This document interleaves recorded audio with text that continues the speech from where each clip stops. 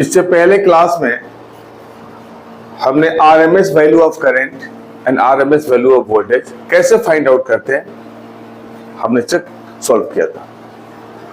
अब हमें मालूम है कि बेसिकली 3 तरह के इलेक्ट्रिकल एलिमेंट्स होते हैं। इलेक्ट्रिकल सर्किट में या तो रेजिस्टेंस होता है, या तो इंडक्टर होता है, या कैपेसिटर होता है, या इनके कॉम्बिनेशंस होते हैं। तो सबसे पहले हम ये स्टडी करेंगे कि अगर एक अल्टरनेटिंग करंट सर्किट है और उसमें सिर्फ रेजिस्टेंस है तो उसके वोल्टेज और करंट में क्या रिलेशन बनता है, क्योंकि रिलेशन बिल्कुल डिफरेंट होते हैं डायरेक्ट करंट से या स्टडी करंट से। तो सबसे पहले AC circuit containing only resistor, AC circuit containing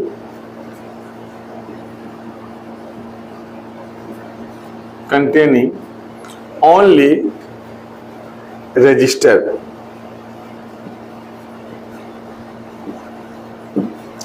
अब ये देखिए यहां पे हमने एक रजिस्टर बनाया, इसका रेजिस्टेंस R है और हमने अल्टरनेटिंग पावर सप्लाई से अल्टरनेटिंग पावर सप्लाई से हमने जोड़ दिया इसको। एसी में हम डायरेक्शन नहीं दिखाते हैं करंट का, इसलिए कि half of the cycle current का डायरेक्शन कुछ और होता है और half of the cycle current का डायरेक्शन उल्टा होता है। दोनों डायरेक्शन में करंट फ्लो करता है। अब यहां पे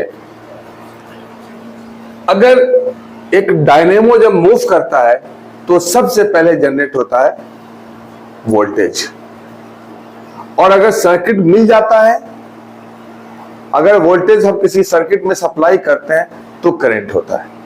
तो जो सबसे पहले प्रोड्यूस होता है उसके बाद दूसरा कुछ और प्रोड्यूस होता है, तो सबसे पहले जो प्रोड्यूस होता है उसे हम कहते हैं that is the voltage.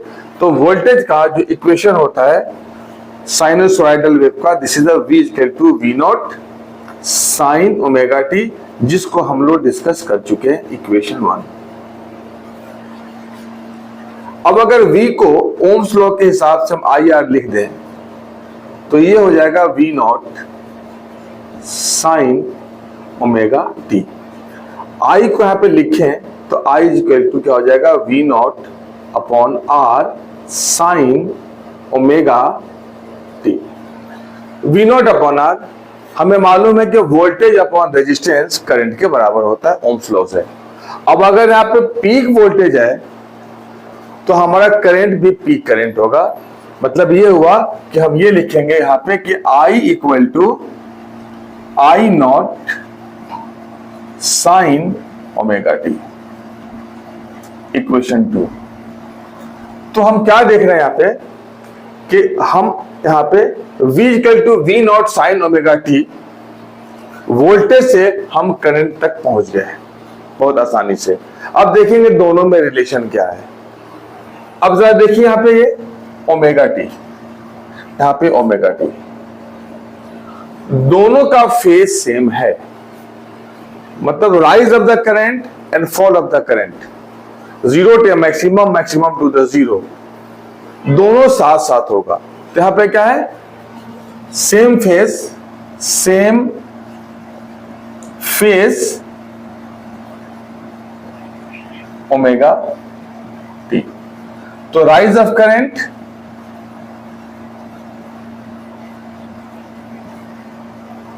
and fall of current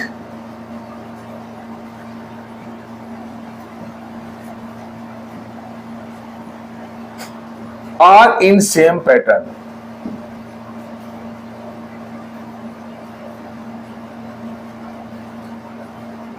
same pattern. अब इसको हम कितने तरह से शो करेंगे जरा देखिए। अगर हम फेजर डायग्राम की बात करें, फेजर डायग्राम, फेजर डायग्राम ये, अब यहां पे देखिए इस लाइन पे this is the voltage, this is the current and this is the voltage. तो ये हमारा वोल्टेज V नॉट है equal to V sine omega T. जो मीन पोजीशन से ओमेगा टी आगे है, और करंट भी सेम यहाँ पर हमारा, ये करंट हमारा क्या आई नॉट, और आई नॉट कितना है, I is equal to I not sine omega T. मतलब दोनों जो है एक तरह से राइज कर रहे हैं और एक तरह से फॉल कर रहे हैं। अगर इसे हम साइनोसॉइडल ग्राफ में दिखाएं तो ये हमारा अगर वोल्टेज है, दिस इज द वोल्टेज, तो करंट जो है इसी तरह से वेरी करेगा, दिस इज द करंट। तो this is the V not, this is the I not and this point is V not. इसी पे हमने VI दोनों ग्राफ लिया है पे VI, and this is the T/2 and this is the T। It's all about the resistance. ये थोड़ा सा बहुत छोटा टॉपिक है, तो होप इसको आप समझ गए होंगे। अब थोड़ा सा हम चेंज करते हैं, AC circuit containing only inductor. अगर AC सर्किट में सिर्फ इंडक्टर है, ओनली इंडक्टर,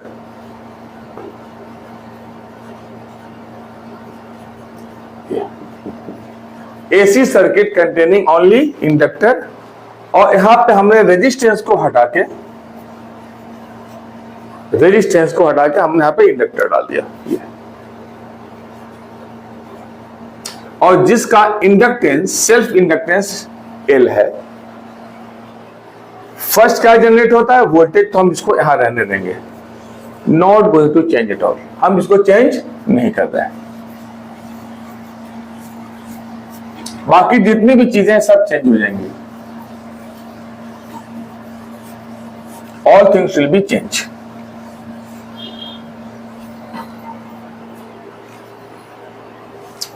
तो यहां पे देखिए कि हमने, अब एक और चीज है, ये प्योर इंडक्टर है, हम ये मान के चलना है कि इस सर्किट में रेजिस्टेंस नाम की कोई चीज नहीं है, सिर्फ ये हमारा इंडक्टर है और L सेल्फ इंडक्टेंस है।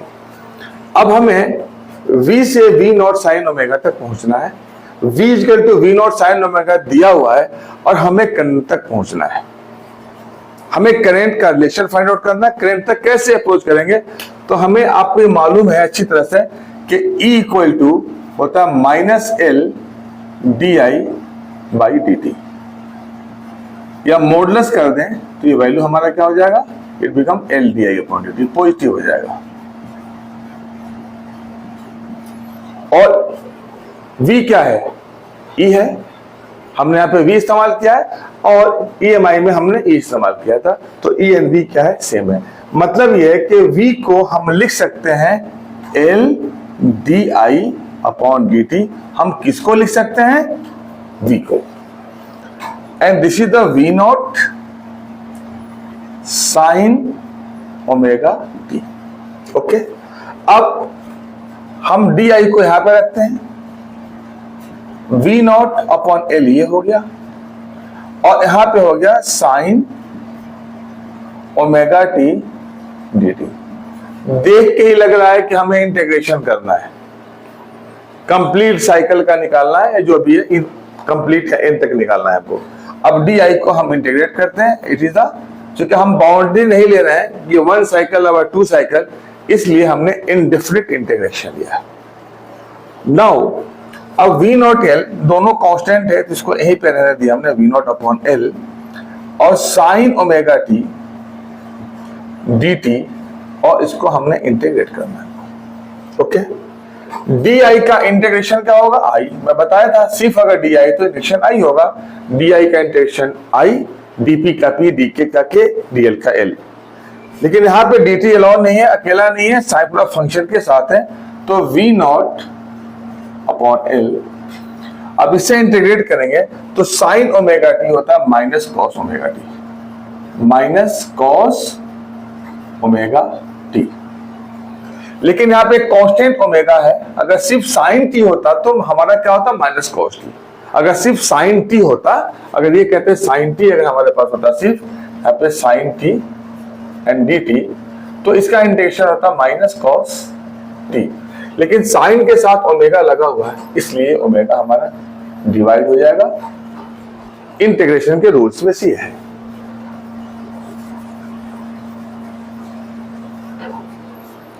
अब जरा देखिए यहाँ पे I वी नॉट ओमेगा यहाँ पे कांस्टेंट है, हमने बाहर इसको ले लिया, बचा माइनस कॉस ओमेगा टी। अब हमें कंपेयर करने के लिए कॉस को साइन में कन्वर्ट करना पड़ेगा, इसलिए कि हमारा यहाँ पर वोल्टेज किस में है, वोल्टेज का इक्वेशन साइन में है। तो ये आई जो है, I this equal to V not omega L and ये हमारा रहता है sine omega T and minus pi by 2। अब एक चीज बताइए, 11 के डायमेंशन पे पहुंच जाइए। कोई भी साइन फंक्शन डायमेंशनलेस क्वांटिटी होता है। Any sine function is dimensionless quantity. Cos function, ten function, जितने भी ट्रिगोनोमेट्रिक रेशियोज होते हैं सब हमारे डायमेंशनलेस होते हैं। इसका मतलब ये जो V not upon omega L है, ये वही होगा जो करंट होगा। मतलब ये V not upon omega L किसके बराबर होगा, पीक करंट के। तो I not sine omega T minus pi by T.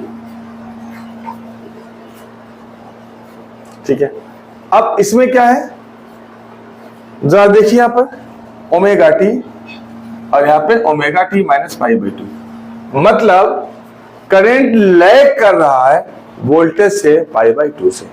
मतलब यह है कि करंट लैग्स पीछे है, lags voltage by pi by 2।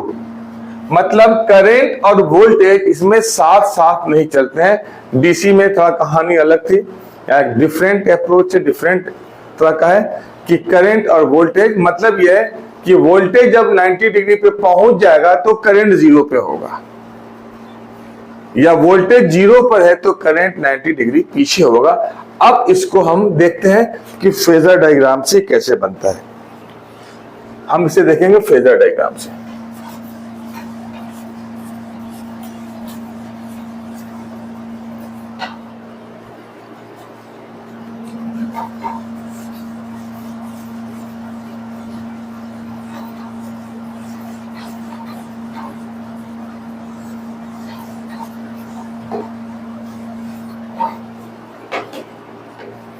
Phasor diagram,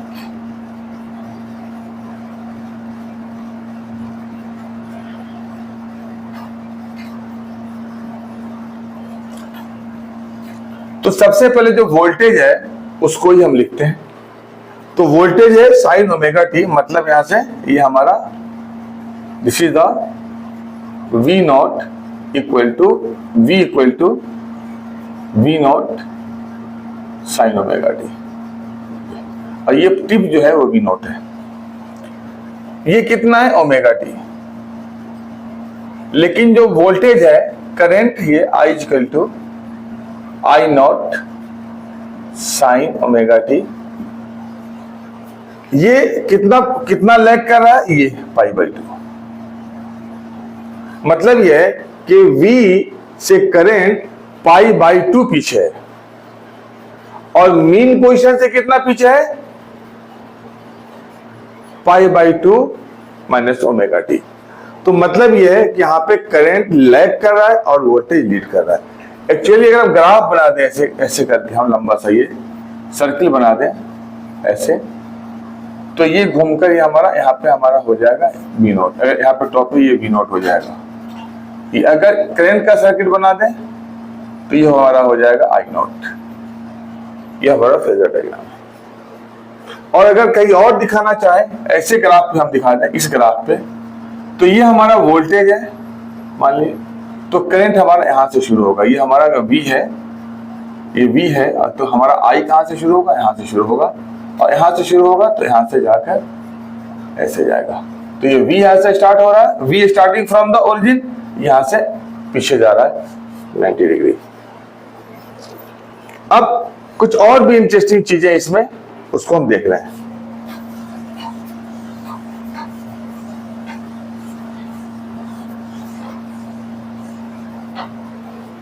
सब इंटरेस्टिंग चीजें आप देखिए। हमने ये देखा दैट इज कि I is equal to V naught upon omega L and sine omega T minus pi by 2। अब अगर देखा जाए तो ये जो V naught upon omega L, तो ओम्स लॉ से अगर देखा जाए तो ओमेगा एल क्या होगा, it plays the role of resistance, इसलिए कि V अपॉन अगर ये करंट है, अगर I naught here equal to V naught upon omega L, हमें मालूम है कि I इक्वल टू क्या होता है, V बाई R होता है। तो एक्चुअली ओमेगा एल R का टेस्ट देगा, R टाइप की क्वांटिटी देगा। तो लेकिन हमें यहां पे ओमेगा एल को R न लिख के हम लिखते हैं एक्सएल। मतलब इसको कहते हैं इंडक्टिव रिएक्टेंस। इंडक्टिव रिएक्टेंस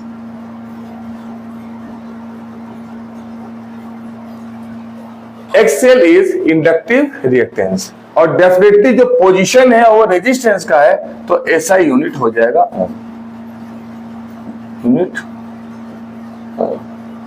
अब एक और चीज है, ओमेगा इक्वल टू क्या होता है, 2 पाई बाई टी, या ओमेगा इक्वल टू होता है 2 पाई न्यू फ्रीक्वेंसी। तो फाइनली हम कह सकते हैं कि XL equal to 2 pi nu L. ये तो हम क्या देख रहे हैं यहां पर, एक चीज कि यहां पर जो एक्सएल है इंडक्टिव रिएक्टेंस, ये डिपेंड करता है फ्रीक्वेंसी पे। मतलब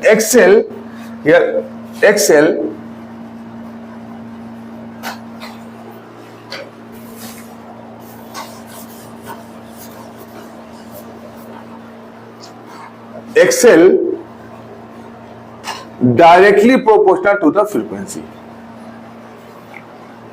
इसका मतलब अगर ग्राफ हम लेते हैं यहां पे, ये हमारा फ्रीक्वेंसी का ग्राफ है और ये हमारा एक्सएल है, तो ग्राफ ऐसे होगा। अगर फ्रीक्वेंसी 0 है, nu equal to 0,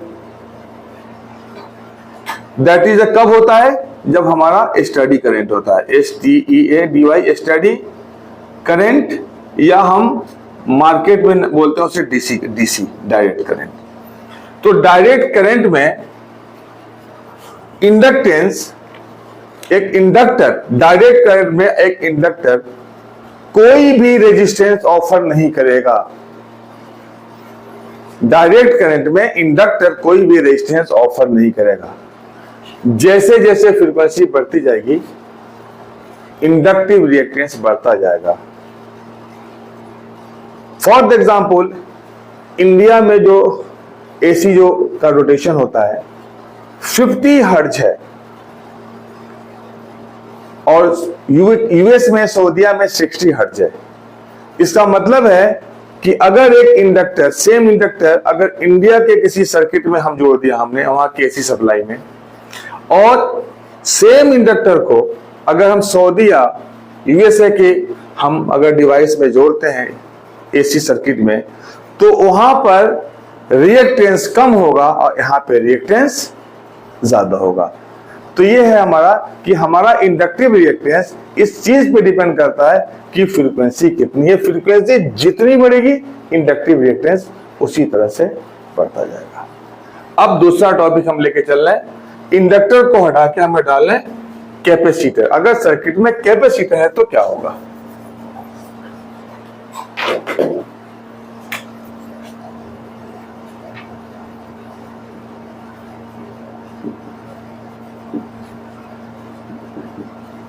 capacitor, what happen, अब इसको हम देखते हैं।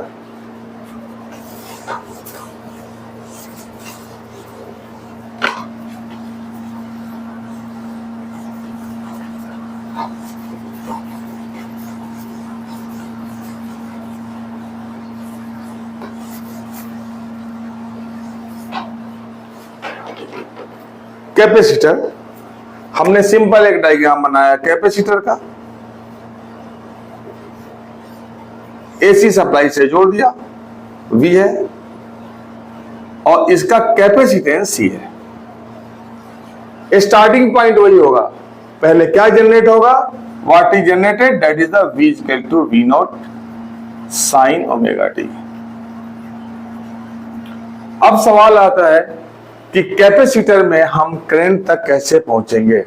सी भी आए तो जितने भी आपने न्यूमेरिकल्स अगर कैपेसिटर का किया होगा तो कहीं भी आई नहीं आया होगा, तो हमारे पास फिर क्या रास्ता है, एग्जाम में भूल सकते हैं, लेकिन कैपेसिटर में चार्ज जरूर आएगा, और जब चार्ज हम निकाल लेंगे तो चार्ज के रास्ते हम करंट पे पहुंच जाएंगे, क्योंकि चार्ज करंट में रिलेशन है बेटा।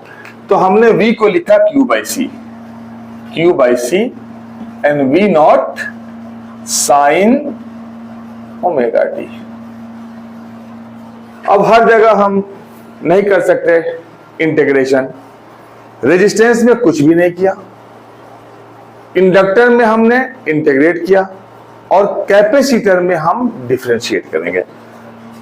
तो वेरिएबल क्या है, आप पे टी है, तो differentiating with respect to T, तो D Q by D T, V not constant है साइड में करते हैं, and D by D T sine omega T. Okay, D Q by D T क्या होगा, करंट हो गया, खलास, D Q by D T current. अब यहाँ पे वी नॉट है, अगर हम साइन ओमेगा टी का इंटीग्रेशन करते हैं तो ये पॉजिटिव में आता है, ये आता है cos omega T into omega.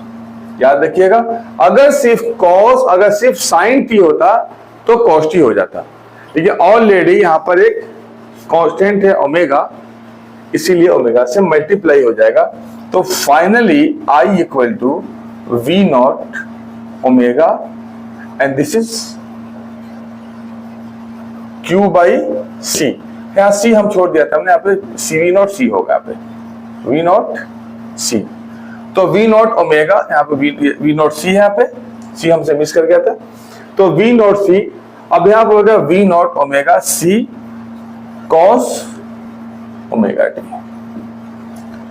यहाँ पे कॉस ओमेगा टी पॉजिटिव है, तो V not omega C, and cos को लिखेंगे हम, कॉस ओमेगा टी को क्या लिख सकते हैं, ये लिखेंगे sign omega T plus pi by two, yes plus pi by two.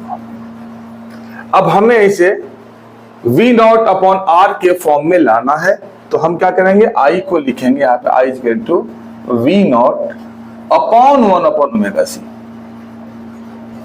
And sine omega T plus pi upon 2, ये हमने लिख दिया।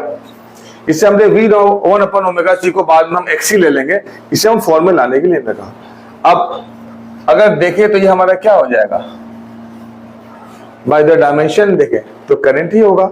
तो finally I equal to I not sine omega T plus pi by 2। अब जरा compare कीजिए face को, यहाँ पे जस्ट ये यहाँ साइन ओमेगा टी, सॉरी ये omega T, and here omega T plus pi by 2। इसमें करंट लीड करेगा और वोल्टेज लैग करेगा, याद रखिए करंट लीड्स करेगा, तो यहां पे कितने से लीड करेगा, पाई बाई 2 से। तो very clear, current Leeds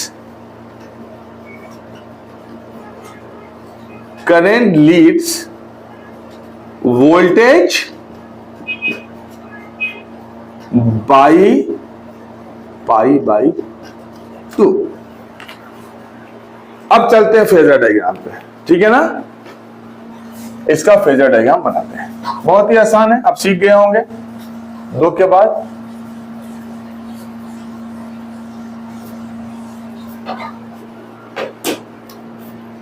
phasor diagram,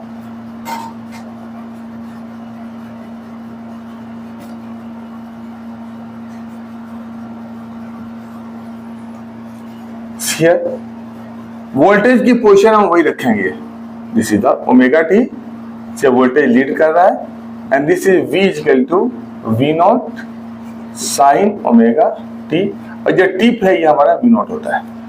अब देखिए यहाँ पे क्या करंट ये बन गया, current, this is the I not, और करंट कितना है, इससे π/2, वोल्टेज से π/2 आगे चल रहा है।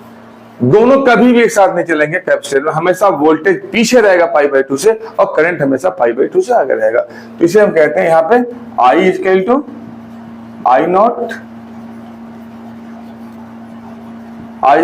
I not sine omega T plus π/2 आगे जा रही है।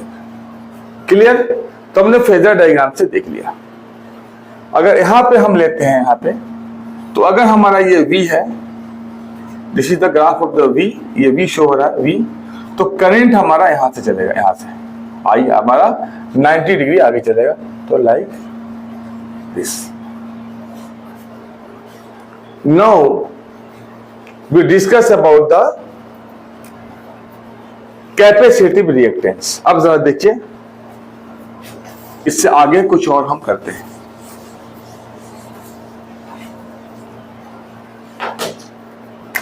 अब जरा देखिए यहां पे I इक्वल टू क्या है था हमारा, V not 1/ωc and sine ωt plus π/2। अब ये देखिए 1/ωc किसके जगह पे है, किसका प्लेस लिया है, रेजिस्टेंस का।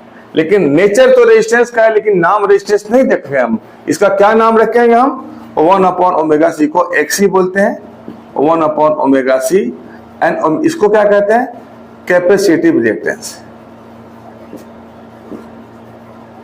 रिएक्टेंस। सेम SI यूनिट ओम, इसका भी SI यूनिट क्या होगा, ओम होगा। अब XC को हम क्या लिख सकते हैं, 1/2π/c। ओमेगा 2π/ν के बराबर होता है, तो हमने लिखा 2π/c। Okay,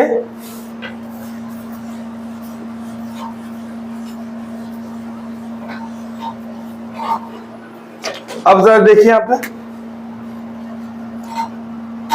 XC inversely proportional to the frequency. Frequency कम होगा तो हमारा XC ज्यादा होगा। ग्राफ अगर लेते हैं यहां पे न्यू और इस पे XC, तो हमारा ग्राफ ऐसे होगा। अब बात करते हैं DC की। DC में फ्रीक्वेंसी क्या होता है, 0 होता है। इसका मतलब XC equal to 1/0 and XC equal to infinity. देखिए ये जो है AC कैपेसिटर AC को तो पास कर देगा, जाने देगा, AC करंट को नहीं रोकेगा, जाने देगा। लेकिन DC के लिए इनफाइनाइट, एक कैपेसिटर DC के लिए इनफाइनाइट रेजिस्टेंस ऑफर करता है, that is the capacitive reactance. तो कैपेसिटर DC को रोक देगा, तो कहते हैं capacitor blocks DC। Capacitor blocks DC, blocks DC।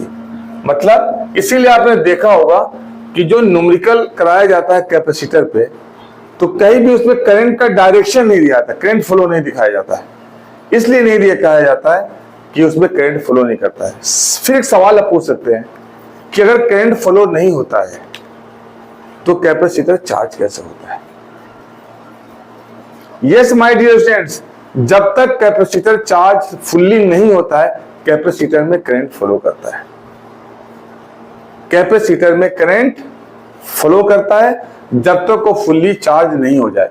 जब चार्ज हो जाता है तो कैपेसिटर करंट को ब्लॉक कर देता है। वैसे ही जैसे एक फुटबॉल में हम पंप से हवा डालते हैं तो हवा को लेता रहता है, और जैसे जैसे हवा लेता है हमें वर्क ज्यादा करना पड़ता है पंप से, और फाइनली जब वो भर जाता है तो फ्लो ऑफ जो एयर है उसके फ्लो को लेना बंद कर देता है।